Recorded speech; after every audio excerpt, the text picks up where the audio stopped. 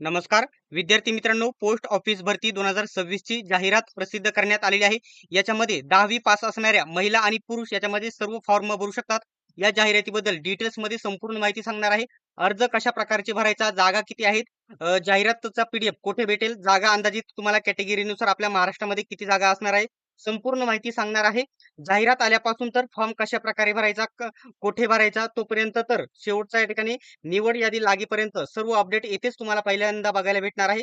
त्यासाठी अजूनही ज्यांनी सबस्क्राईब केले नसेल त्यांनी सबस्क्राईब करून घ्या आणि बेल आयकॉनलाही ऑन करा. सर्व जाहिरात पीडीएफ साठी आपला टेलिग्राम ग्रुप जॉईन करा आणि सबस्क्राईब केल्याशिवाय जाऊ नका. आपल्याला 5 लाख सबस्क्रायबरचं टार्गेट पूर्ण करायचं आहे. वेळ जास्त घेणार नाही, फक्त 2 मिनिटामध्ये सर्व माहिती तुम्हाला सांगणार आहे. याच्यामध्ये पेपर होणार नाही ही गोष्ट लक्षात घ्या. पुढे देखील त्याची माहिती मी तुम्हाला इथे व्हिडिओमध्ये देणार आहे. तर या ठिकाणी बघू शकता ही जाहिरात आलेली आहे. 20 ऑगस्टला हे परिपत्रक काढण्यात आलेले आहे. आता इथं एंगेजमेंट बघू शकता, ग्रामीण डाक सेवक जीडीएस ऑनलाईन एंगेजमेंट शेड्यूल 2 जुलै 2026. आता 2 का म्हटलेलं आहे तर ही जाहिरात जी असते ना, वर्षातून काही वेळेस दोनदा येते आणि काही वेळेस एकदा येते. तर या ठिकाणी ही या 2026 मध्ये जानेवारीमध्ये देखील जाहिरात आली होती आणि आता जुलैचं हे शेड्यूल आहे. आता ऑगस्टमध्ये ही जाहिरात प्रसिद्ध करण्यात आलेली आहे. 20 ऑगस्टला हे परिपत्रक आलेलं आहे. फॉर्म कधीपासून भरायचे, कशा प्रकारे भरायचे त्याची देखील मी माहिती देणार आहे. याच्यामध्ये 3 वेगवेगळी पदे असतात. पहिलं पद आहे बीपीएम. बीपीएम म्हणजे ब्रांच पोस्ट मास्टर हे पद असणार आहे. त्यानंतर असिस्टंट ब्रांच पोस्ट मास्टर त्याला एबीपीएम असे म्हटले जाते. आणि शेवटचा आहे डाक सेवक, त्याला जीडीएस असे म्हटले जाते, ग्रामीण डाक सेवक.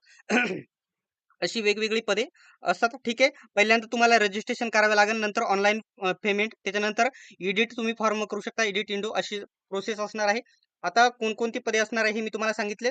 तर तुम्हाला ऑनलाईन फॉर्म कधीपासून भरायचे आहे तर आज तारीख आहे 27 ऑगस्ट, तर तुम्हाला 31 ऑगस्ट पासून तुम्ही रजिस्ट्रेशन करू शकता.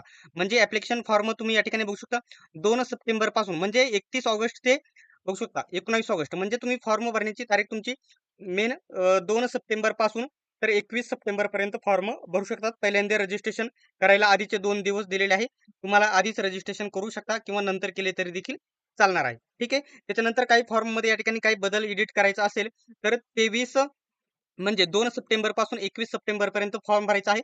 आणि 23 सप्टेंबर आणि 24 सप्टेंबरला फॉर्म मध्ये काही चूक झाली तर तुम्ही या ठिकाणी दुरुस्त करू शकता. ठीक आहे. आता या ठिकाणी सर्व ज्या 25,000च्या आसपास जागा येतील ना, त्यापैकी महाराष्ट्राला 3,500-4,000 जागा असतात. कारण महाराष्ट्राला सर्वात जास्त जागा असतात, तुम्हाला सर्वांना माहीत असते. आता सर्वात पहिल्यांदा मी तुम्हाला फॉर्म कधीपासून भरायचे हे ती माहिती मी तुम्हाला सांगितलेली आहे.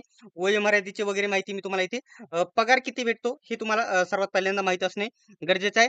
बीपीएमला पगार इथे 12,000 दिलेला असतो.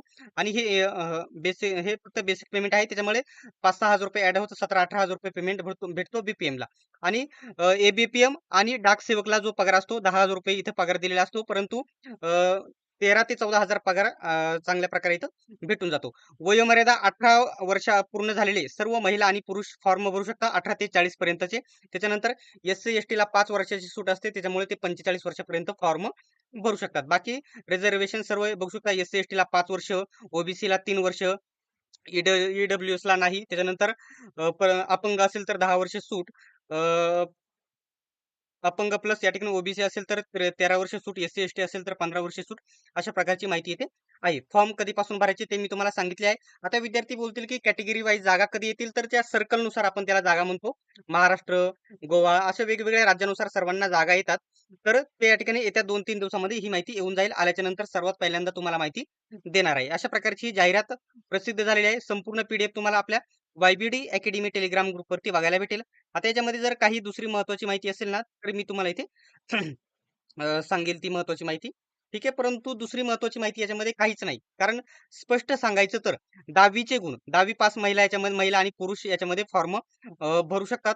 आणि याच्यामध्ये 10वीची जी टक्केवारी आहे, 10वीची जी टक्केवारी आहे, समजा एखाद्या विद्यार्थ्यांना एका ठिकाणी प्रत्येक समजा एका विद्यार्थ्याने एका गावामध्ये फॉर्म भरला, तिथे त्याला टक्के आहेत समजा 70%. 70% आणि दुसऱ्या विद्यार्थ्याला आहेत 90%. तर येथे 90% वाल्याच्या विद्यार्थ्याची येथे निवड केली जाईल. ठीक आहे. म्हणजे 10वीच्या टक्क्यांवरती येथे निवड केली जाईल. ठीक आहे. अशा प्रकारचे. आणि ते जाहिरात आल्याच्या नंतर संपूर्ण जो पीडीएफ येईल, कॅटेगरीनुसार जागा आपल्या गावाला किती आहे, कोणत्या डिव्हिजनला किती आहे, त्याची माहिती मी तुम्हाला पीडीएफ मध्ये येथे दाखवणारच आहे. ठीक आहे.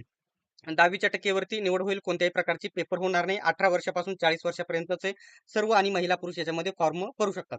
तर खूप सारे विद्यार्थी बोलतात, की या ठिकाणी याच्यामध्ये पेपर व्हायला पाहिजे. याच्यामध्ये खूप साऱ्या विद्यार्थ्यांवरती अन्याय होतो. कोरोनावाले विद्यार्थीच याच्यामध्ये सिलेक्शन घेऊन जातात. तर ही गोष्ट 100% आहे. कारण आता मी जेव्हापासून मला आठवतं तेव्हापासून खूप या ठिकाणी जवळ-जवळ माझ्या अंदाजित 12-13 वर्षापासून मी ही पदभरती बघत आहोत. याच्यामध्ये अशाच प्रकारची या ठिकाणी फक्त एक वेळेस भरती झाली होती. तेव्हा पेपर झाली होती. त्याच्यामध्ये ग्रामीण डाकसेवक म्हणजे पोस्टमन भरती होती. मेल गार्ड आणि अजून काहीतरी एक पदाची जाहिरात होती. शाळेत ती माझ्या अंदाजित 17 किंवा 18 ला ती जाहिरात आली होती. तेव्हा पेपर झाले होते.